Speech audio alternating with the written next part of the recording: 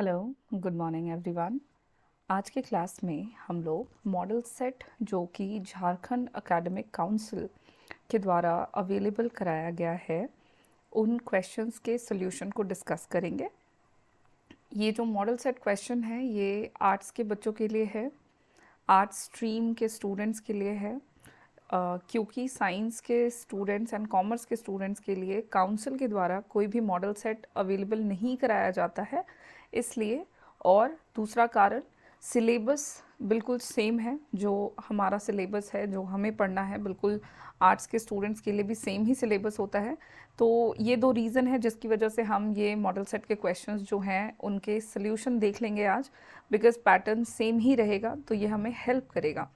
Class 11 का model set question है, MCQ type question आपको मिलेगा। 40 मार्क्स का क्वेश्चन रहेगा और शॉर्ट में मैं आपको ये सारे इंस्ट्रक्शंस बता दूं तो 1 नंबर का एक सवाल और किसी भी तरह की कोई नेगेटिव मार्किंग नहीं होगी फॉर रॉन्ग आंसर। तो ये बहुत अच्छी बात है, एग्जामिनेशन में हम इसको याद रखेंगे और कोशिश करेंगे कि हम सारे ही सवालों के जवाब जो हैं वो दे दें, ताकि अगर सही है तो वो तो ठीक है, गलत है तो कोई नेगेटिव मार्किंग नहीं रहेगी। चलिए शुरू कर लेते हैं। पहला सवाल है, which of the following is not a characteristics of questionnaire. सवाल में आपसे पूछ रहा है कि कौन सा फॉलोइंग में से कौन सा क्वेश्चनायर का कैरेक्टरिस्टिक्स नहीं है। तो हम लोगों ने क्वेश्चनायर पढ़ा हुआ है। Questionnaire is a list of question. जहाँ तक आप याद करें, हम लोगों ने पढ़ा है कि क्वेश्चनायर क्या होता है भाई। तो क्वेश्चनायर का मतलब हो गया एक लिस्ट ऑफ क्वेश्चंस, है ना, प्रश्नों की सूची जो कि इन्वेस्टिगेशन से संबंधित होती है। ये लिस्ट ऑफ क्वेश्चंस कैसा होना चाहिए, इसके क्या क्या क्वालिटीज़ होते हैं और हो सकते हैं, ये सारी बातें जो हैं वो हम लोगों ने डिस्कस करी हैं। सवाल में पूछ रहा है कि कौन सा एक कैरेक्टरिस्टिक्स नहीं है, ध्यान देंगे। तो चलिए हम लोग सवाल में से इसके जवाब को ढूंढें और सवाल के ऑप्शंस में से जवाब ढूंढें। और पहला ऑप्शन कहता है कि क्वेश्चनायर कैन बी लेंदी, बोलता है क्वेश्चनायर लंबा हो सकता है। देखो ये तो हो सकता है, क्वेश्चनायर तो लंबा हो सकता है अगर इन्वेस्टिगेशन का एरिया बड़ा है, स्टडी हमारी बहुत कॉम्प्लेक्स है, डीप है, तो क्वेश्चन आया तो लंबा होगा, तो वो तो हो सकता है। तो ये आंसर तो नहीं होगा पहले सवाल का। दूसरा बोलता है there should not be clue for the answers in the question. बोलता है कि क्वेश्चन में आंसर का कोई क्लू नहीं होना चाहिए। इस पे हम विचार करेंगे, पहले हम अगले ऑप्शंस को देख लें। ऑप्शन नंबर सी कहता है कि question should be arranged in general to particular. बोलता है क्वेश्चन जो होने चाहिए वो जनरल टू पर्टिकुलर ऑर्डर में अरेंज होने चाहिए। अब जनरल टू पर्टिकुलर मतलब क्वेश्चन में नाम होना चाहिए। जनरल क्वेश्चन जो सबके लिए कॉमन होंगे, नाम हो गया आपका, एड्रेस हो गया, इस तरह के सवाल हो गए, जेंडर हो गया, तो these are the questions which are known as general questions, right. Then particular one किसी इंडिविजुअल का personal income, number of members in the family या मैरिटल स्टेटस, तो इस तरह की चीज़ें जो है, ये मैरिटल स्टेटस भी जनरल में जाएगा। Particular as in income, family members जो खास हो, तो ऑर्डर ऐसा होना चाहिए। देखो होना तो ऐसा चाहिए, तो ऑप्शन सी तो एक क्वालिटी है क्वेश्चनर की, तो ये नहीं होगा हमारा आंसर ना। ऑप्शन डी बोलता है क्वेश्चन शुड बी क्लियर, बिल्कुल होना चाहिए। एक अच्छे क्वेश्चनायर में क्वेश्चंस तो बिल्कुल क्लियर होने चाहिए, तो ये भी इस क्वेश्चन का आंसर नहीं होगा। तो जो बी हमने छोड़ा हुआ था कि बी को हम बाद में देखेंगे, बी जो है वो इस क्वेश्चन का करेक्ट आंसर होगा। तो पहले नंबर सवाल का option B will be the correct answer. पहले क्वेश्चन का ऑप्शन बी करेक्ट आंसर होगा। Now next question, question number 2 बोलता है who is known as father of statistics. Statistics के फादर कौन है? तो यहाँ पे जो सवाल है कि फादर ऑफ स्टैटिस्टिक्स किसको कहते हैं, तो ये तो हम लोगों ने पढ़ा है, गॉटफ्राइड एकेनवेल जो है। ऑप्शन बी राइट आंसर है क्वेश्चन नंबर 2 का। एडम स्मिथ आपके इकोनॉमिक्स के फादर हैं, है ना, फादर ऑफ इकोनॉमिक्स कहलाते हैं एडम स्मिथ। पीसी महालनोबिश भी स्टैटिशियन है ज़रूर, लेकिन ये फादर नहीं है। और अल्फ्रेड मार्शल इकोनॉमिस्ट हैं, अर्थशास्त्री हैं। इन्होंने बहुत सारी थ्योरीज दी हैं इकोनॉमिक्स में, तो ये एक इकोनॉमिस्ट के रूप में जाने जाते हैं। Option B is the right answer for question number 2। Now next question है आपका अर्थ देखो यहाँ देखो, economics is the study of men in the ordinary business of life. एक स्टेटमेंट है कि इकोनॉमिक्स जो है वो एक ऐसा शास्त्र है जिसमें हम मनुष्य के ऑर्डिनरी बिजनेस ऑफ लाइफ, मतलब उनके सामान्य क्रियाकलापों से रिलेटेड चीज़ों की बात करते हैं, उसकी स्टडी करते हैं। ये स्टेटमेंट कहता है सवाल में कि किसके द्वारा दिया गया है, इस स्टेटमेंट को किसने दिया है। तो हम लोगों ने इकोनॉमिक्स की 4 डेफिनेशंस देखे, अगर आप याद करोगे तो डेफिनेशंस ऑफ इकोनॉमिक्स को हम लोगों ने 4 मेन कैटेगरीज में डिवाइड करके देखा है। पहला जो है वो है वेल्थ ओरिएंटेड डेफिनेशन, धन पर संबंधित डेफिनेशन, जो कि एडम स्मिथ के द्वारा दिया गया है, याद रखेंगे हम लोग, है ना। सेकंड जो है वो है आपका वेलफेयर रिलेटेड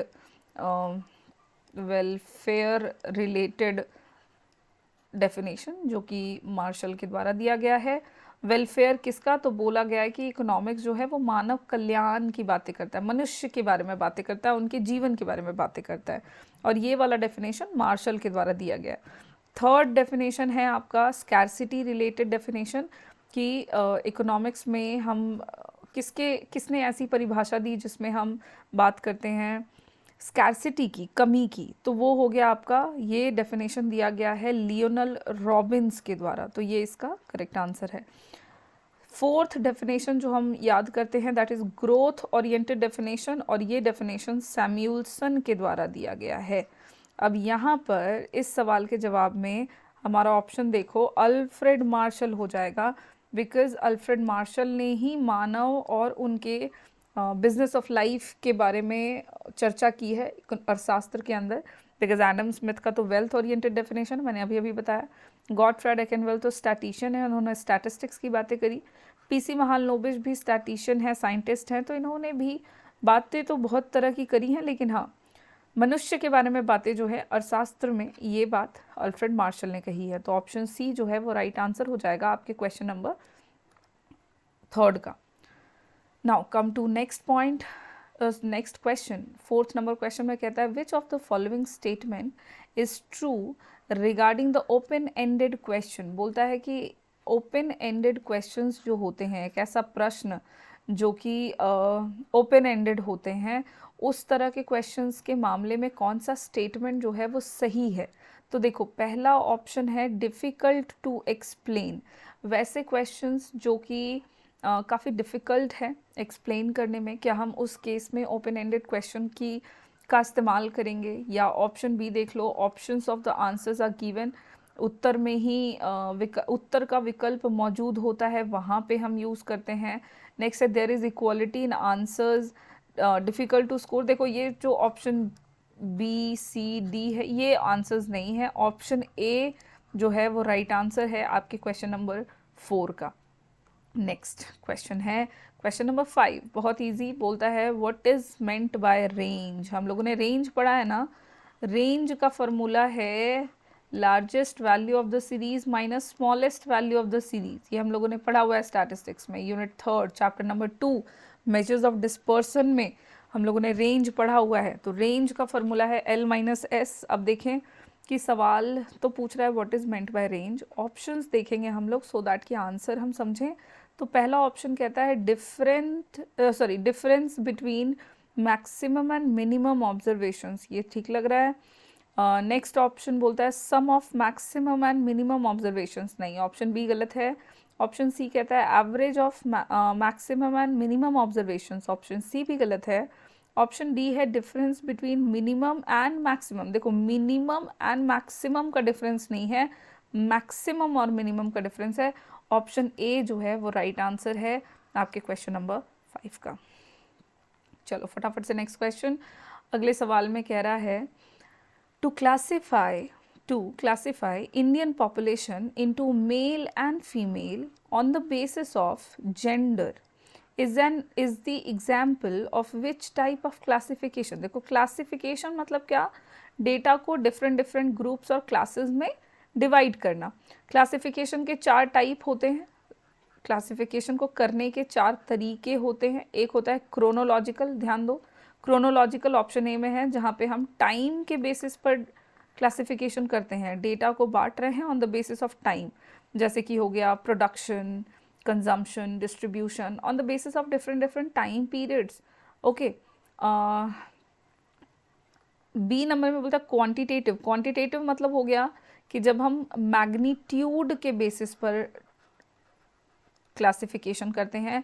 मैग्नीट्यूड के बेसिस पर का मतलब हो गया नंबर्स में, ठीक है, लाइक इनकम, दोज फैक्टर्स, वो सारे फैक्टर्स जिनको आप न्यूमेरिकली एक्सप्रेस कर सकते हैं, उनके बेसिस पर जब हम किसी भी तरह के डेटा को डिवाइड कर देते हैं तो that is called quantitative classification. तो ठीक है, ऑप्शन सी स्पैशियल। स्पैशियल मतलब हो गया स्थानिक, जब आप area wise, location wise data को क्लासिफाई करते हैं तो दैट इज कॉल्ड स्पैशियल या फिर जियोग्राफिकल क्लासिफिकेशन।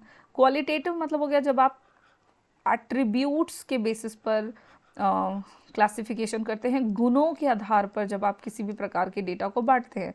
गुण जैसे कि आपका क्या हो गया, जैसे ब्यूटी, कलर, जेंडर, आपका एम्प्लॉयमेंट स्टेट, ठीक है, तो ये सब क्वालिटीज़ हो गए।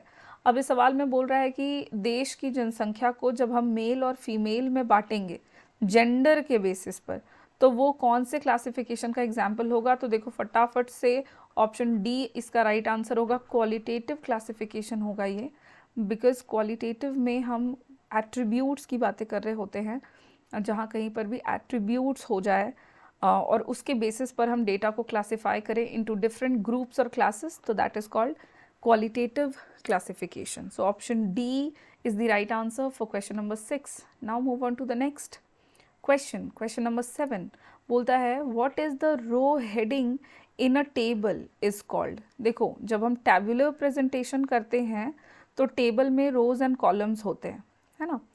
ये हो गया आपका क्या, कॉलम। वर्टिकल लाइंस में कॉलम्स होते हैं, हॉरिजॉन्टल जो हो गया वो हो गया आपका रो। तो रोज एंड कॉलम्स की हेडिंग होती है, रोज एंड कॉलम्स की हेडिंग होती है। लाइक ये हम बना रहे हैं, ये कुछ इस तरह का बना दिया, तो ये वर्टिकल लाइंस हो गए, ये हेडिंग है। अब जो कॉलम का हेडिंग होता है उसको हम क्या याद करें, उसको हम कहते हैं कैप्शन। कॉलम के हेडिंग को हम कैप्शन कहते हैं, ये मैंने आपको बनवाया हुआ है डायग्राम। और ये जो हॉरिजॉन्टल लाइंस हैं इसके हेडिंग को, यानी कि इस पर जो हम लिखेंगे वैल्यू या जो कुछ भी लिखेंगे, तो इसको हम कहते हैं स्टब्स। यही आपसे पूछा भी जा रहा है कि रो के हेडिंग को हम क्या बुलाएंगे, तो रो के हेडिंग को हम स्टब्स बुलाएंगे। ऑप्शन सी जो है वो राइट आंसर होगा क्वेश्चन नंबर 7 का। बाकी कैप्शन ऑप्शन में बताया है, जो दिया हुआ है वो है कॉलम का हेडिंग, टाइटल तो पूरे टेबल का टाइटल है, content of the column, column में क्या कंटेंट है। Okay, question number 8, next question. Histogram are drawn for what type of variables. बोलता है हिस्टोग्राम किस तरह के वेरिएबल्स के लिए बनाया जाता है, तो याद करें कॉन्टीन्यूअस वेरिएबल्स है ऑप्शन ए, जरा देखा जाए। ऑप्शन बी बोलता है डिस्क्रीट वेरिएबल, नहीं। ऑप्शन सी कहता है बोथ कॉन्टीन्यूअस एंड डिस्क्रीट, नहीं। और ऑप्शन डी बोलता है इनमें से कोई नहीं। देखो ऑप्शन ए जो है वो राइट आंसर हो जाएगा क्वेश्चन नंबर ए का। हिस्टोग्राम याद करो फटाफट से, बनाया हुआ है हम लोगों ने हिस्टोग्राम, जहाँ एक्स और वाई एक्सिस लेते हैं हम लोग, और लाइक 0, 10, 20, 30 ऐसा हम लोग स्केलिंग कर लेते हैं। दैट डिपेंड्स कि आपका वैल्यू कैसा दिया हुआ है, ठीक है। तो कॉन्टीन्यूस सीरीज़ में चूँकि वैल्यूज़ कंटिन्यूस मैनर में होते हैं, तो वहाँ पे जब हम हिस्टोग्राम बनाते हैं तो कंटिन्यूटी में बनाते हैं, ऐसा 0 to 10, फिर 10 to, ये थोड़ा स्ट्रेट, 10 to 20, फिर 20 to 30, इस तरह से हम बनाते हैं हिस्टोग्राम बिना किसी गैप के। गैप नहीं होता, ठीक है। यहाँ पे आप ज़रा इसको इग्नोर करोगे, डायग्राम के लाइंस जो टेढ़े हो रहे हैं उसको। तो जो हिस्टोग्राम है वो ऐसा बनता है, यानी कि कॉन्टीन्यूस सीरीज़ को ही प्रेजेंट करने के लिए हम हिस्टोग्राम बनाते हैं। ऑप्शन ए राइट आंसर होगा क्वेश्चन नंबर 8 का। जल्दी से क्वेश्चन नंबर 9 पे चलें। बोलता है what is the quotient obtained by dividing the sum of values of all the observations by number of observations called।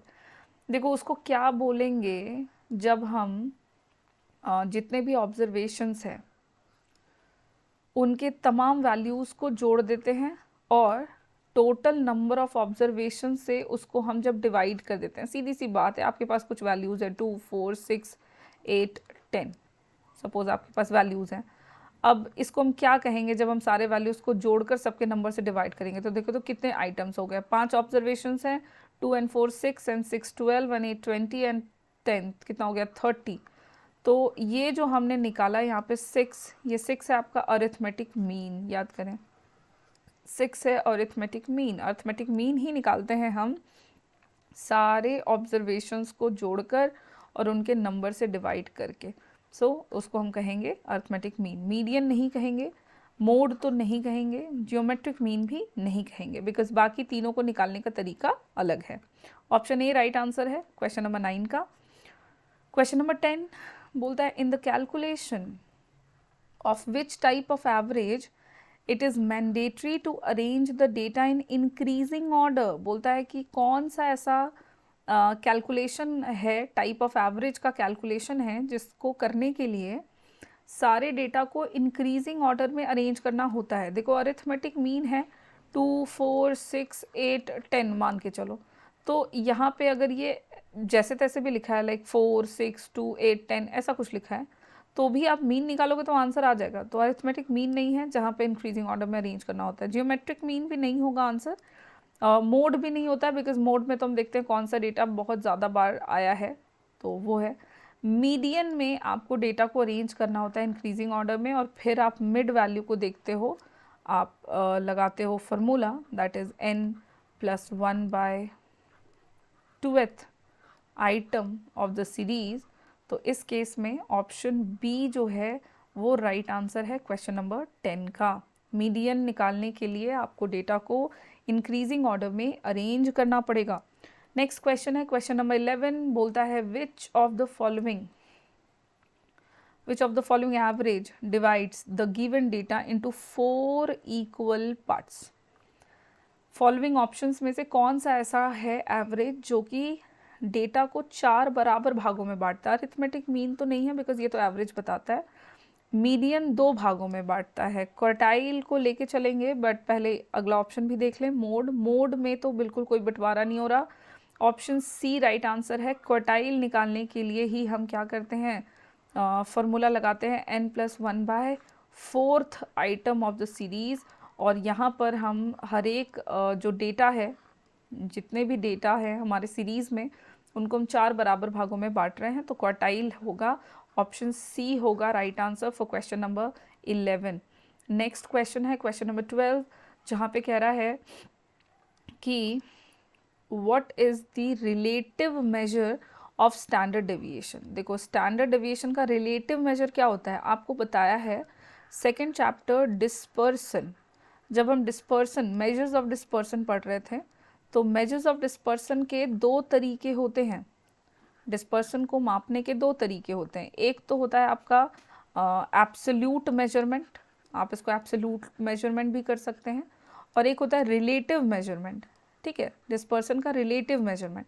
Absolute measurement में हम बातें करते हैं range, standard deviation, mean deviation, interquartile range, ठीक है, क्वार्टाइल डेविएशन, इन सब की। और रिलेटिव मेजर में हम बातें करते हैं coefficient of range, coefficient of standard deviation, coefficient of mean deviation, coefficient of quartile deviation. So there are all the terms जो कि कोएफिशिएंट्स के साथ मेजर हो रहे हैं वो रिलेटिव मेजर हैं, और एब्सोल्यूट वे में जो जिनका भी आप मेजरमेंट करते हैं वो आपके एब्सोल्यूट मेजरमेंट ऑफ डिस्पर्सन होते हैं। आप कहता है कि what is the relative measure of standard deviation, आप अब गेस कर सकते हो कोएफिशिएंट ऑफ डेविएशन जो होगा वो आपका आंसर हो जाएगा। अच्छा, relative measure of standard deviation, तो यहाँ पे कोएफिशिएंट ऑफ डेविएशन लिखा है, इसका आंसर जो है वो कोएफिशिएंट ऑफ स्टैंडर्ड डेविएशन होना चाहिए। ठीक है, ऑप्शन नंबर सी में थोड़ा सा करेक्शन कर सकते हैं हम लोग, स्टैंडर्ड डेविएशन होना चाहिए।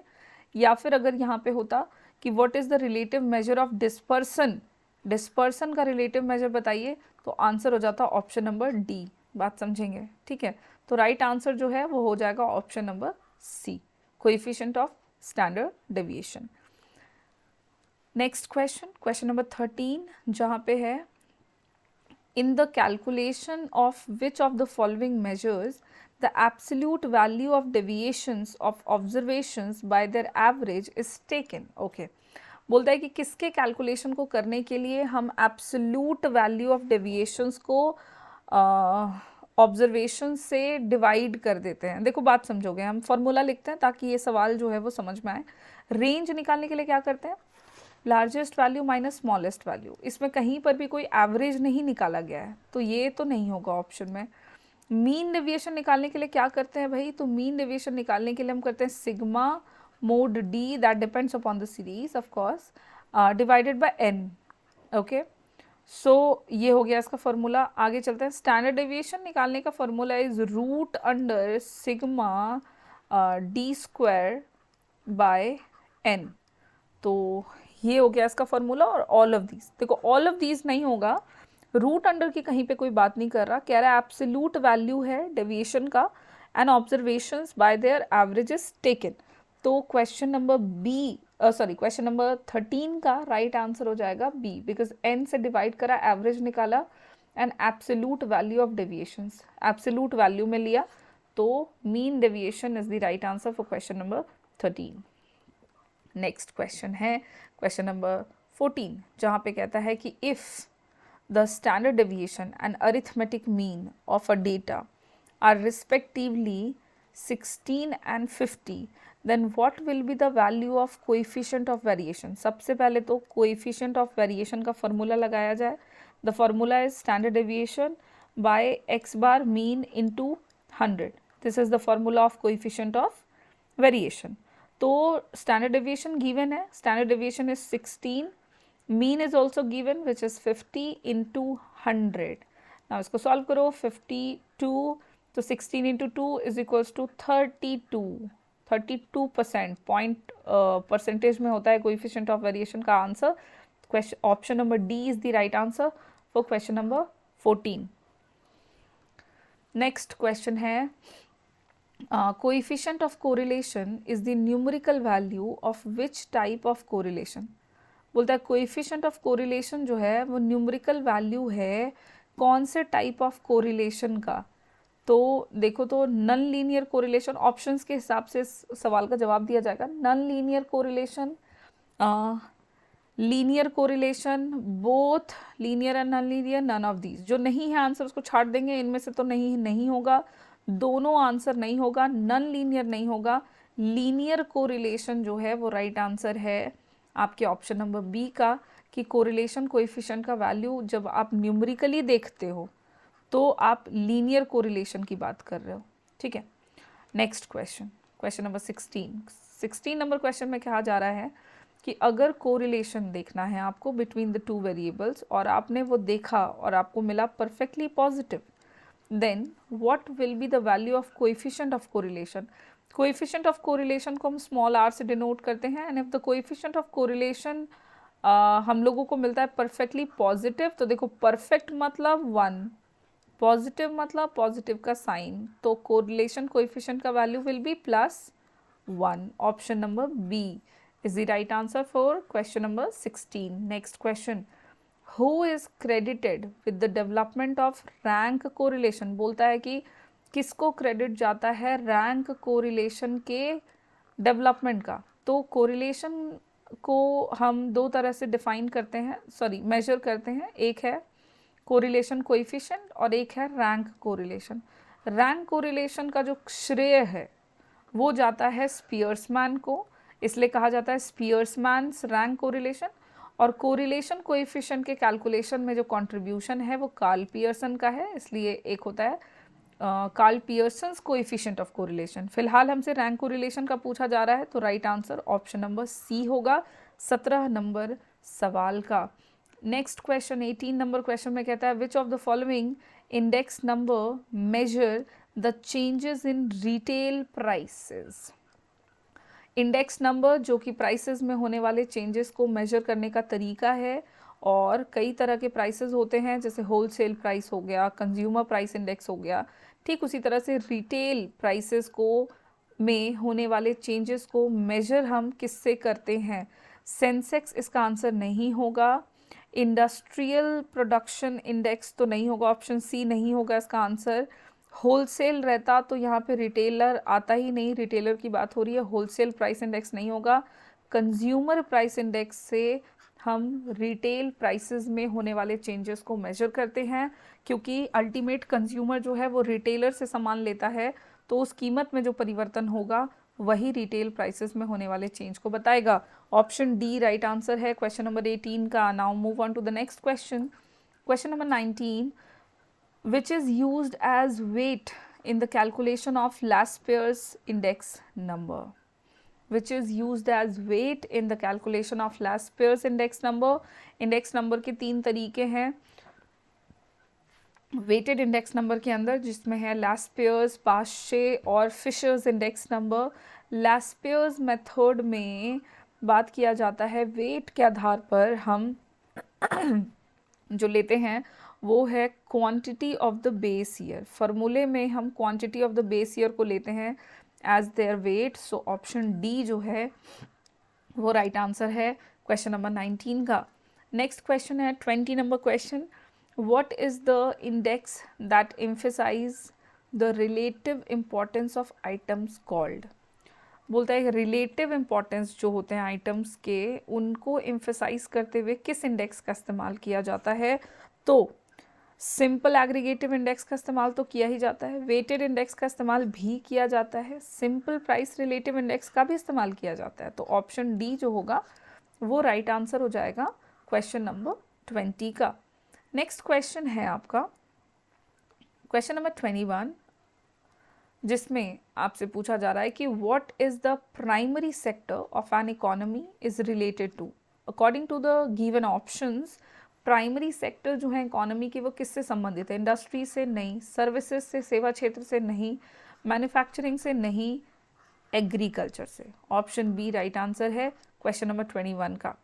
Question number 22, in which year was planning commission form. देखिए योजना आयोग का गठन किस वर्ष हुआ था, ये हम लोगों ने डिस्कस किया है यूनिट नंबर 5 में। 1950 में योजना आयोग का गठन हुआ है और उसके बाद से इंडियन इकोनॉमी में प्लानिंग जो है वो होनी शुरू हुई है। और प्लानिंग कमीशन जिस भी तरह की पॉलिसीज़ को बनाना शुरू किया है वो है 5 ईयर प्लान्स। इंडिया में 5 ईयर प्लान्स जो हैं वो प्लानिंग कमीशन के द्वारा बनाया जाता था। फर्स्ट 5 ईयर प्लान इंडिया में 1951 से 56 तक के लिए बना। उसके बाद से इंडियन इकोनॉमी में टोटल अब तक 12 5 ईयर प्लान्स जो हैं वो बनाए जा चुके हैं। 12वीं पंचवर्षीय योजना 2012-17 में चली थी। उसके बाद से अब तक कोई भी 5 ईयर प्लान नहीं बनाया गया है। तो लास्ट है आपका 12th। फर्स्ट का टाइम, लास्ट का टाइम ज़रूर याद रखेंगे। अच्छा, प्लानिंग कमीशन के बारे में और एक बात, अब इंडिया में प्लानिंग कमीशन की जगह पर नीति आयोग जो है उसका गठन कर दिया गया है। तो ये भी सवाल आता है कि प्लानिंग कमीशन को किसने रिप्लेस किया, नीति आयोग। और नीति आयोग का गठन जो है वो 1 जनवरी 2015 को हुआ है। 2014 में मोदी जी जब देश के प्रथम प्रधानमंत्री बने, नॉट प्रथम, बीजेपी से बहुत लंबे समय के बाद वो देश के प्रधानमंत्री बने, तो उनके द्वारा ये बड़ा फैसला लिया गया जिसमें प्लानिंग कमीशन को रिप्लेस कर दिया गया टू नीति आयोग। तो ये प्लानिंग कमीशन से रिलेटेड कुछ क्वेश्चंस हैं, इंपॉर्टेंट टॉपिक है, आप ज़रूर इसको एक बार गो थ्रू हो लेंगे। नेक्स्ट क्वेश्चन है question number 23, which is the last 5 year plan of India. मैंने इसका जवाब ऊपर के सवाल को एक्सप्लेन करते हुए दे दिया। इंडिया में लास्ट 5 ईयर प्लान 12 है, जिसका टाइमिंग अभी अभी बताया 2012 से 17 के बीच में रहा, याद रखिएगा। 2017 के बाद से कोई भी पंचवर्षीय योजना देश में नहीं बनाई गई है।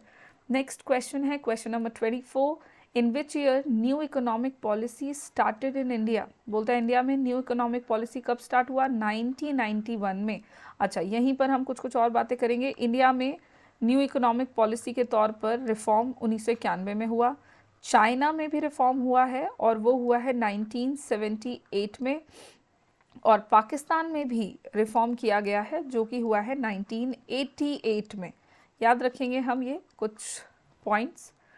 नेक्स्ट क्वेश्चन है क्वेश्चन नंबर 25, जिसमें पूछा जा रहा है कि what is the objective of disinvestment.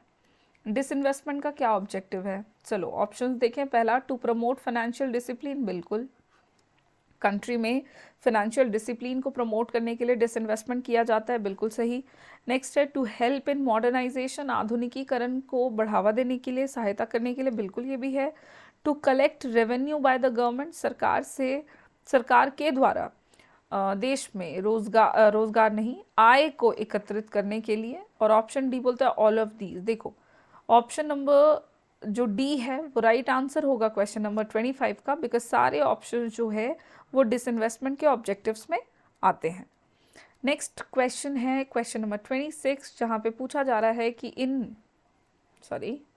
in which year was WTO established, World Trade Organization, which regulates or managed the trade relationship among the countries। Country जब ट्रेड करते हैं तो उनके बीच में जो भी व्यापार होते हैं, उनके समझौते होते हैं, उसको करने के लिए WTO की स्थापना की गई थी। और ये स्थापना जो है वो 1995 को की गई थी। तो 1995 ऑप्शन नंबर बी जो है वो राइट आंसर है क्वेश्चन नंबर 26 का। WTO स्टैब्लिश हुआ है आपके 1995 में। नेक्स्ट है question number 27, what is main basis of livelihood for rural population. Rural population के लाइवलीहुड का मेन मुख्य आधार क्या है? Agriculture, transport, industry, banking. No banking, no industry, no transport, कृषि। इन इंडिया में ग्रामीण क्षेत्रों में लोग ज़्यादातर अपने जीविका को चलाने के लिए खेती का काम करते हैं। ऑप्शन ए राइट आंसर होगा क्वेश्चन नंबर 27 का। Question number 28, which of the following country is the largest producer of cotton. बोलता है कि फॉलोइंग ऑप्शंस में से कॉटन के लार्जेस्ट प्रोड्यूसर्स में कौन सी कंट्री आती है? पाकिस्तान की बात करें तो वो नहीं, भूटान नहीं, श्रीलंका नहीं। देखो भारत इस क्वेश्चन का राइट आंसर है, मतलब ऑप्शन डी होगा राइट आंसर। कॉटन की खेती सबसे ज़्यादा इंडिया में की जाती है, option number D. Next question है क्वेश्चन नंबर 29, बोलता है in which year was Mahatma Gandhi rural employment guarantee act. This is called MG NREGA. ठीक है, this is called MG NREGA. तो Mahatma Gandhi rural employment guarantee act ये पास कब हुआ? ये पास हुआ है आपके 2005 में। 2005 में Mahatma Gandhi rural employment guarantee act pass हुआ है। ये सवाल इंपॉर्टेंट है, याद ज़रूर रखेंगे, आसान भी है। नेक्स्ट क्वेश्चन है 30 number, which of the following is not human capital. Human capital कौन नहीं है? मानव पूंजी कौन नहीं है? इंजीनियर मानव पूंजी है, इंसान है, मतलब ह्यूमन है, जो कि पढ़कर ट्रेनिंग लेकर अपने आप को स्किल्ड बनाकर कैपिटल में कन्वर्ट हुआ है, तो इंजीनियर्स हैं। डॉक्टर बिल्कुल इंसान है, ह्यूमंस हैं, जिन्होंने अगेन पढ़कर डॉक्टरी की पढ़ाई करके अपने आप को डॉक्टर बनाया, स्किल्ड बनाया, तो वो भी है कैपिटल, मानव पूंजी। शिक्षक भी हैं, क्योंकि वो भी देश के विकास में सहयोग देते हैं, ह्यूमंस हैं, और ट्रेनिंग लेकर बाकायदा अपने आप को ट्रेंड करके वो शिक्षक बने हैं। अच्छा, कंप्यूटर की बात करें तो ये मशीन है, computer is not human. Capital ज़रूर है बट ह्यूमन नहीं है, तो computer is not a human capital. Option number B is the right answer for question number 30. Now move on to the next question. Question number 31. Human development is, मानव विकास क्या है? एक साधन है, एक साध्य है, दोनों है, none of these। देखो दोनों हैं, ठीक है, मानव विकास जो है वो दोनों है, बोथ होगा राइट आंसर 31 क्वेश्चन का। सी नंबर ऑप्शन है is the right answer for question number 31। Now next question 32, which of the following factor is responsible for transformation of India into knowledge based economy। बोलता है कि कौन सा factor जो है वो इंडिया में रिस्पॉन्सिबल है ट्रांसफॉर्मेशन, नॉलेज बेस्ड इकोनॉमी में इंडिया को ट्रांसफॉर्म करने के लिए। ज़रा देखा जाए option, development of transportation, urbanization, development of information and technology, option number D all of these. देखो इंडियन इकोनॉमी के बारे में बात हो रही है कि भारत को ज्ञान आधारित अर्थव्यवस्था के रूप में रूपांतरित होने में निम्न में से कौन सा कारक उत्तरदायी है? तो ज्ञान आधारित अर्थव्यवस्था कोई एक फैक्टर से तो हो नहीं पाएगा, सारे ही फैक्टर ज़रूरी हैं। ट्रांसपोर्टेशन का डेवलपमेंट ज़रूरी है, IT सेक्टर का डेवलपमेंट ज़रूरी है, शहरीकरण ज़रूरी है, तब जा कर के इकोनॉमी जो है वो बनती है। Fact knowledge based economy. तो ऑप्शन नंबर डी जो है वो राइट आंसर होगा for question number 32।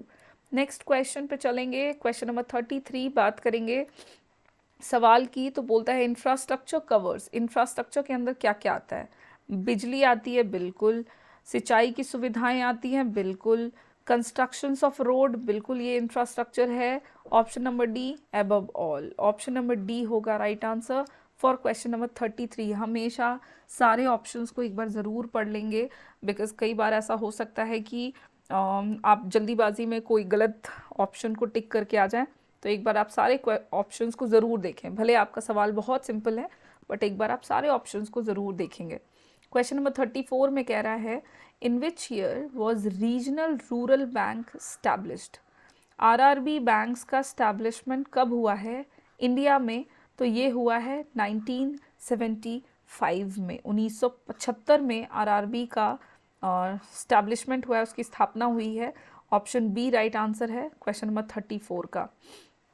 Question number 35 the proportion of rural labour force is dash than that of urban labour force. ठीक है, ग्रामीण श्रम बल का अनुपात शहरी श्रम बल की तुलना में अधिक है, कम है, बराबर तो बिल्कुल नहीं है, इनमें से कोई तो नहीं, ऐसा नहीं है। देखो कम है, कम भी नहीं है, अधिक है। ठीक है, ऑप्शन नंबर ए होगा राइट आंसर। ग्रामीण क्षेत्रों में श्रम बल आपको ज़्यादा मिलेगा शहरी क्षेत्रों की तुलना में। Option A is the right answer for question number 35। Next question है question number 36 the employment of a person engaged in bricks making work is called. देखो एक व्यक्ति है जो कि ईंट बनाने के काम में लगा हुआ है, वो किस प्रकार के रोजगार में है? सवाल यही है। पहला है रेगुलर सैलरीड एम्प्लॉयड, बिल्कुल भी नहीं। सेल्फ एम्प्लॉयमेंट, बिल्कुल नहीं, क्योंकि वो मजदूरी का काम कर रहा है, रेगुलर सैलरीड नहीं है, स्वरोजगार में नहीं है। वेज लेबरर्स इस पे आते हैं, पहले डी नंबर देख लें ऑप्शन। नॉन इकोनॉमिक एक्टिविटी तो नहीं है बिकॉज वो काम जरूर कर रहा है, he is earning income, he is earning money. Option C is the right answer, दिहाड़ी मजदूर है वो, है ना, वेज लेबरर्स है, डेली वेजर्स जिसको हम बोलते हैं, कैजुअल लेबरर्स भी कहते हैं। Okay, question number 37 which among these is the non conventional source of energy? इनमें से कौन सा एनर्जी का नॉन कन्वेंशनल सोर्स है? थर्मल पावर नहीं, नॉन कन्वेंशनल मतलब जो लंबे समय तक चलेंगे, जो कि ट्रेडिशनल नहीं है, खर्चीला कम है और पोल्यूशन नहीं बढ़ाता। ठीक है, उसको हम बोलते हैं नॉन कन्वेंशनल। पन बिजली भी है, देखा जाए इसको, सोलर एनर्जी भी है और कोल भी है। कोल नहीं है, कोल जो हो गया, कोल और थर्मल पावर ये दोनों आपके कन्वेंशनल सोर्सेज में आते हैं। अब यहाँ पर मुद्दा है कि हाइड्रो इलेक्ट्रिसिटी भी है और सोलर एनर्जी भी है, तो हाइड्रो इलेक्ट्रिसिटी को छोड़ेंगे, वो कम है, सोलर एनर्जी आपकी non conventional source of energy है।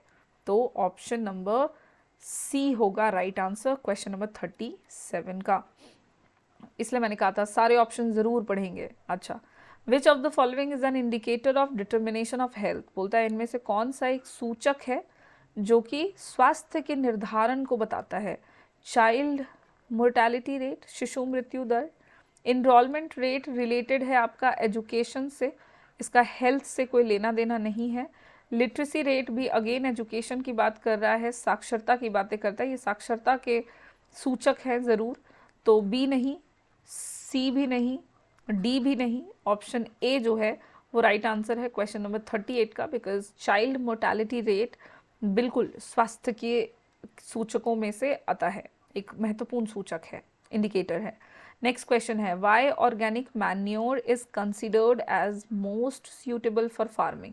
खेती के लिए जैविक खाद को क्यों ज़्यादा सूटेबल माना जाता है? ऑप्शंस देखा जाए, पहला बोलता है इट इज़ लाइट, ये हल्का है, नहीं। इट इज़ कॉस्टली, बिल्कुल भी नहीं। Chemical materials are not available, बोलता है इसमें रासायनिक पदार्थ नहीं है, ये लग रहा है answer, but D number option ज़रूर देखो। It is use less in quantity, नहीं। ऑप्शन सी जो है वो राइट आंसर है, जहाँ पे बात है कि जैविक खाद इसलिए ज़्यादा सूटेबल है क्योंकि इसमें रासायनिक पदार्थ नहीं होते हैं। नेक्स्ट और लास्ट क्वेश्चन है हमारे सेट का, जहाँ पे बोल रहा है कि when was SAARC formed. SAARC जो है वो एक ग्रुप है, कंट्रीज़ का ग्रुप है, ठीक है। तो ये फॉर्म कब हुआ था, ये कब बनाया गया था? ऑप्शन ए राइट आंसर होगा इस क्वेश्चन का। 8 दिसंबर 1985 को शार्क का गठन हुआ था, इसको बनाया गया था। और बहुत तरह के इसके उद्देश्य थे, अलग अलग कंट्रीज़ इसमें शामिल है। हर एक कंट्री का इनिशियल जो है प्रथम अक्षर, उसे मिलाकर इस कंट्री इस ग्रुप को बनाया गया है। और इनका काम है आपस में म्यूचुअली कंट्रीज़ को सपोर्ट करना, उनको हेल्प करना। तो ऑप्शन ए होगा राइट आंसर क्वेश्चन नंबर 40 का। इस तरह से हमारा जो सेट है, जो काउंसिल के द्वारा दिया गया था, उसके आंसर्स आज मैंने आपको करा दिए हैं। होपफुली आपको अब किसी तरह की समस्या नहीं होगी इस मॉडल सेट में। और भी मॉडल सेट्स हैं हमारे पुराने, तो मैं उनके भी आंसर्स को आपको करा दूंगी। Thank you.